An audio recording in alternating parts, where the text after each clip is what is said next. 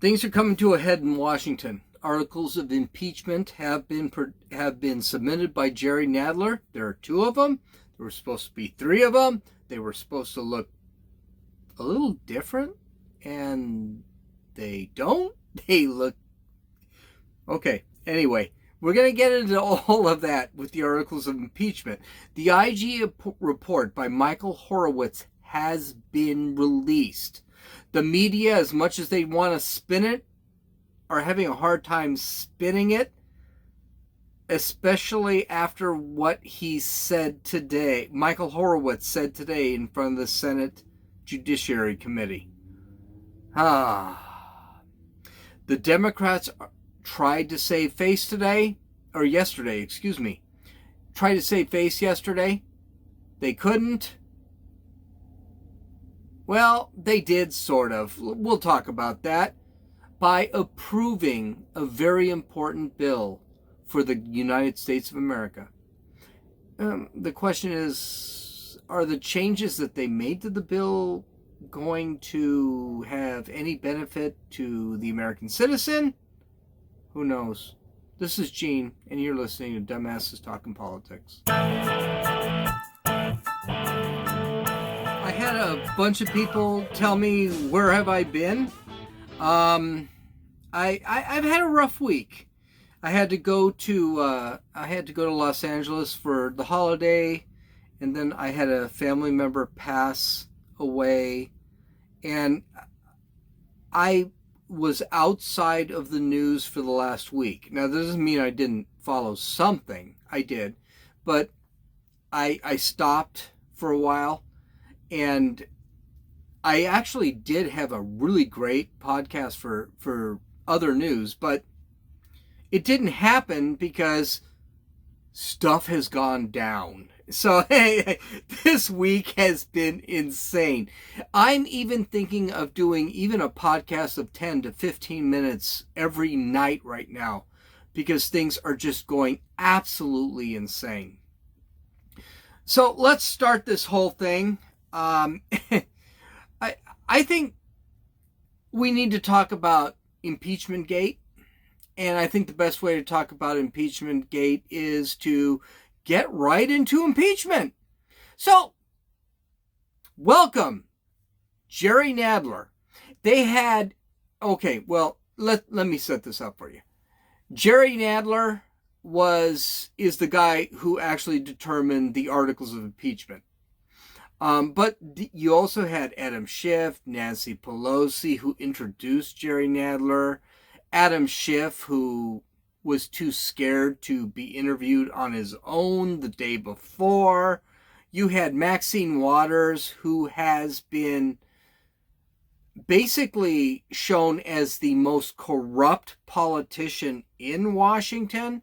But whatever. And 68 other House of Representatives in the House that I've never seen before. I don't care. They all look creepy. So let's go straight into Jerry Nadler. And by the way, if you're watching this on YouTube, is Jerry Nadler quite possibly the weirdest looking guy I've ever seen? I understand he was, yeah. Anyway, and to have Jerry Nadler, I'm gonna preface this. To have Jerry Nadler sit back and have to say this solemn oath, the oath to protect the Constitution, and have Maxine Waters behind him? Oh my God, could you have had uglier people on the stage? Maxine Waters and Jerry Nadler? Anyway, okay, listen to this. If you're on YouTube, watch this. It's awesome. Today, in service to our duty to the Constitution and to our country, the House Committee on the Judiciary is introducing 2 articles of impeachment charging the President of the United States, Donald J. Trump, with committing high crimes and misdemeanors. The first article is for abuse of power. It is an impeachable offense for the President to exercise the powers of his public office to obtain an improper personal benefit while ignoring or injuring the national interest. That is exactly what President Trump did when he solicited and pressured Ukraine to interfere in our 2020 presidential election, thus damaging our national security, undermining the integrity of the next election, and violating his oath to the American people. These actions, moreover, are consistent with President Trump's previous invitations of foreign interference in our 2016 presidential election. There's a lot to unpack here. And I even have paperwork right here to sit back and talk about it, because this stuff was kind of weird. First off, abuse of power. Abuse of power is actually not a crime. And I think that's kind of a big problem here. Here's the thing. Put this over here. When you're dealing with abuse of power is not a crime because there's no structure to it. There's no definite things. For example, if I'm abusing power, it's very possible I'm not actually abusing power. I'm just using my power to gain an advantage. And by the way, that's what people do who are in power. That's not a crime. When you're abusing power to commit a crime, you can basically abuse power and not commit a crime. That's true. For example, if your manager is a jerk-off and he decides to tell you something that's kind of unreasonable, but not reasonable, but not completely unreasonable, that could be abuse of power, because I have this, we have this at work happening all the freaking time. It's not an abuse of power. It's just, I got to do what I got to. How about this? So, an abuse of power. My boss comes up to me. He makes a sexual remark. He makes a sexual move on me. Let's go beyond remark. In the previous weeks, he's asked me, I need you to do this. I need you to do that. And they're very hard jobs. I get them done. And then my boss comes to me. Yeah, my boss is a man. Whatever. It's a joke. Yeah, whatever. He comes in and he sits there and makes a sexual move on me. Now, when he asked me to do something very difficult, even borderline on unreasonable, is that abuse of power? Yet it's still part of my job. The answer is yes. When he does something weird, sexually harasses me, is that an abuse of power? Yes. So if my boss asked me to have a report turned into him in 15 minutes, is that abuse of power? Yes. Is it a crime? No. When my boss decides to grab me in the butt, is that an abuse of power? Yes. Is that illegal? Yes. Here's the problem. Abuse of power does not immediately generate illegal behavior. The Democrats came up with something called bribery, extortion. That's what they were talking about. Bribery and extortion. Here's the problem the Democrats have. Bribery and extortion are actual laws. They're actually illegal. There's actually a way to prove that stuff happened. There's actually a code of conduct you need to follow for bribery and extortion. There isn't for abuse of power. Because my boss can do something that's completely legitimate. It's not illegal. But it's abuse of his power. I need a report in 10 minutes. Get it to me now. And he can be mad at me. He doesn't fire me, but he can be mad at me if I don't get it to him on time. It's the same thing here. Abuse of power is not illegal. Bribery, extortion are illegal.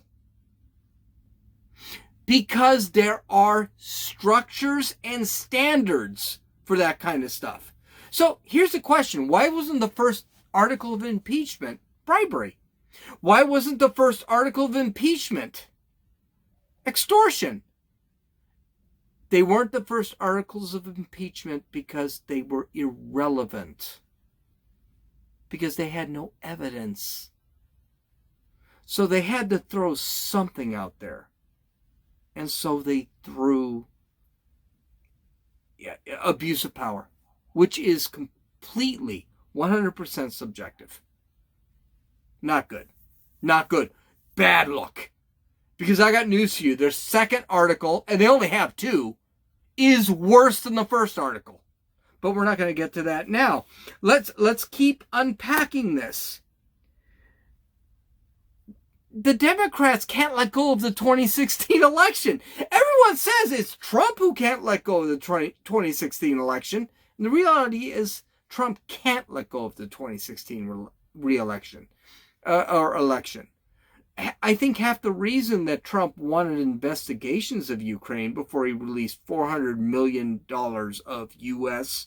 taxpayer money is he wanted to make sure they weren't corrupt. And I think Trump is just really ticked off that someone in the Soviet states actually messed with the election and made his election in 2016 irrelevant. That half the country sits back and says, I don't think, you know what, it's not half the country. That a quarter of the country, maybe a fifth of the country, I'm thinking it's probably a sixth of the country, think that his election was invalid. And he wants that investigated. It's not a crime. In that case, Trump is doing exactly what everyone wants him to do. Don't give these guys $500 million because, and they're corrupt. We already know that we've given them $1.4 billion,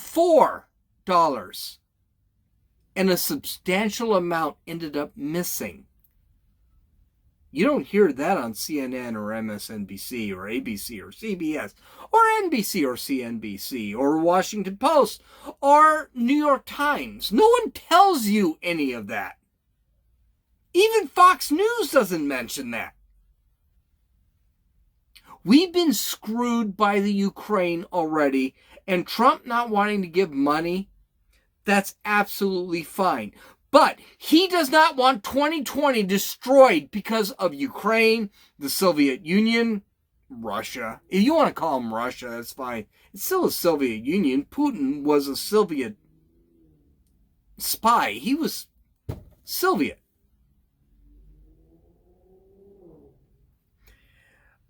The thing is it Trump that wants to investigate 2016, or is it Trump that wants to investigate Biden?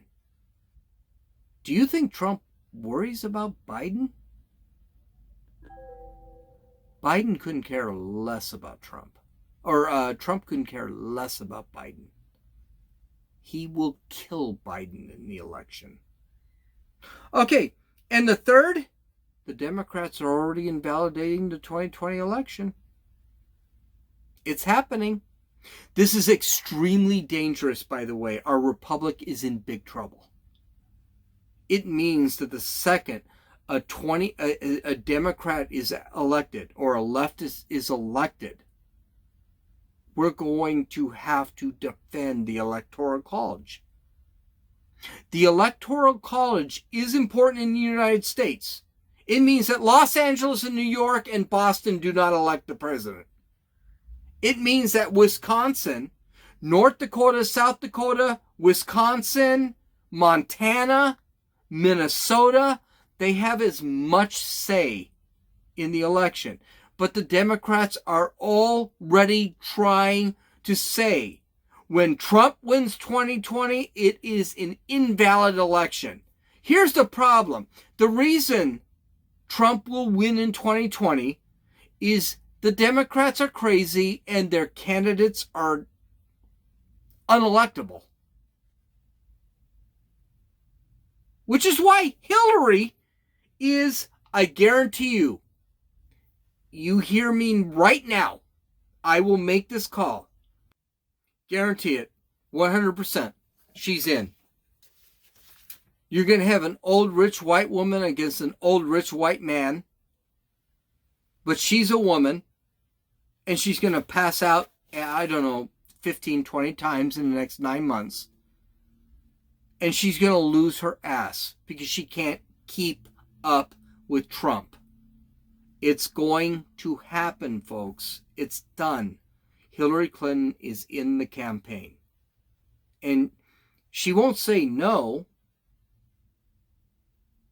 But that's how weak the Democrats are. And this is why impeachment is happening. And they're already trying to invalidate 2020. It's not like they've never done that before. George W. Bush was invalidated in 2000 because it was a close election. 2004 or 2004, he was invalidated because Gore should have won in 2000. Then you had, what's his name winning? You had Obama winning, right? Now you're back to Trump, invalid in 2016, invalid in 2020. The last president that was a valid elected president was the first George Bush. Even Reagan, they sat back and gave crap about. Is it every time a Republican is elected, it's going to be a problem with the race? A question for you. It's a rhetorical question. When Obama was elected, did you say we should impeach him? Let's just say Trump loses in 2020, unless there's some serious malfeasance. Should that president be impeached? I don't think so. And this is where a lot of legal scholars have a problem. You can't do this. It's bad. All right. I don't think I'm going to get to, I'm already 18 minutes into this conversation, but let's get to the second, let's get to the second article of impeachment. Listen to Nadler. 2, we see a familiar pattern in President Trump's misconduct. A president who declares himself above accountability, above the American people, and above Congress's power of impeachment, which is meant to protect against threats to our democratic institutions, is a president who sees himself as above the law. We must be clear. No one, not even the president, is above the law. Wow, those are your two articles. Obstruction of Congress and abuse of power. Do you think that Congress can be any more vague? I don't think they can be. Okay, obstruction of Congress does not fit here, period. The president sat back and received a subpoena, said, no, I'm not going to go. And that was it. End of story. And suddenly the Democrats are screaming obstruction. Here's what the Democrats are really depending on, that the American people are so stupid they don't understand what's going on. That's what's happening here. This is not obstruction of justice. No! They didn't call that obstruction of justice. They called it obstruction of Congress. Do you know why it wasn't called obstruction of justice? So let me tell you why. Obstruction of Congress means that Congress sent a subpoena. The subpoena, let's bring it to me. Let's make this easy. So I'm a regular guy. I'm called, maybe like John Bolton was, and I say, I get a subpoena from Congress. And you know something? I hate Trump, but I don't necessarily like Congress. I don't like democratic ideals. I don't like anything else. I say, you know what? I'm not going to your I'm not going to your committee hearing. And Trump says, no, none of you have to go. Which, by the way, he's correct. It's not illegal to deny a subpoena. So, Congress really wants to talk to me because apparently I got something really hot in Donald Trump. And so, what do? They go to court. And they never did that with Trump or any of the people they wanted to talk to. They never did that. They wanted to talk to Giuliani. They wanted to talk to Mulvaney. They wanted to talk to Bolton. All they had to do was go to court and say, we want to talk to these guys. And if they had justification, the courts would have said, okay, then you have to talk to them. If they want to talk to Trump, all they have to do is go to court. And if the court says, yeah, you should be able to talk to Trump. And by the way, it's all the way to the Supreme Court. Yeah, you should be able to talk to Trump. It's only then when 2/3 of the checks and balances system determines what you do. That's why, here's the problem. Abuse of power. And a lot of people said this already. I'm going to say it again. The abuse of power is coming from the House. Because the House thinks they can just snap their fingers and everyone needs to run to them. And if they don't, it's a crime. That's not true. If you tell me the sky is blue and I say, no, it's white, just because you're in a higher position than I am, no, that's the checks and balances system. There are three sections of government: the executive, the legislative, and the judicial.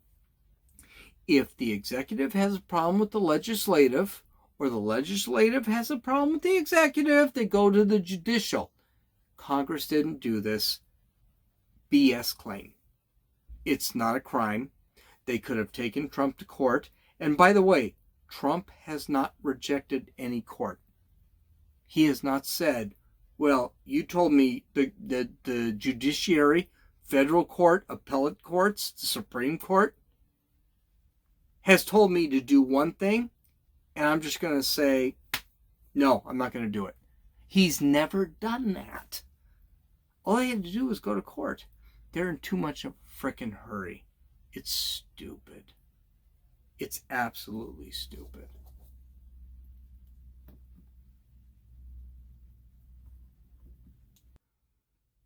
The Democrats are panicking right now, especially those purple and red state Democrats that got elected by luck. They are extremely panicking.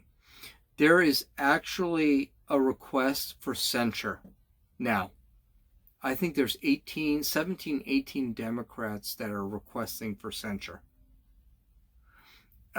You've gone off, you've jumped the shark, you've dived off the highest board. It's done. It's done. Republicans, looking at the case that the Democrats have, are no, not going to happen. Michael Horowitz testified today. Michael Horowitz made the Democrats look worse. Contrary to what Chris Cuomo said, he said, no, this is going to be bad. We're going to have to talk about that tomorrow. I'm approaching 30 minutes, and I swore I would end this. I may do 2. But things are going really bad for the Democrats right now. And then you have Democrats that are saying, well, you have a Democrat. I have to look up her name. I read about her today. I was like, are you a dumbass? Then I saw she was a representative from California, and I realized she was. She sat back and said, well, when we win the House and Senate in 2020, we can go after Trump again for impeachment. When was the last time you saw a president win a general election and then lose both the House and the Senate? It's so dumb. Our politics are so dumb. How do these people get elected? Seriously. We're definitely doing a podcast tomorrow. And we're doing a podcast tomorrow because I think the news cycle is going so fast we can't keep up with it. I can't talk about the Horowitz report tonight. There's no way. I'll be 3 hours. I'm already 26 minutes, and it's just with the impeachment articles. But I also need to talk about the USMCA. That was approved. Pretty awesome. Guys, you can follow me on Twitter at RunninFool. You can visit my website for show notes and videos and pictures and all the fun stuff. Links to where I got all this information at www.dumbassestalkingpolitics.com. You can download or listen to this podcast at on Apple Podcasts, Podbean, Podcast Addict, and YouTube. And you can actually watch the video podcasts of this on YouTube. If they don't ban me, which they shouldn't, because I'm just not that important. This is Gene, and you're listening to Dumbasses Talking.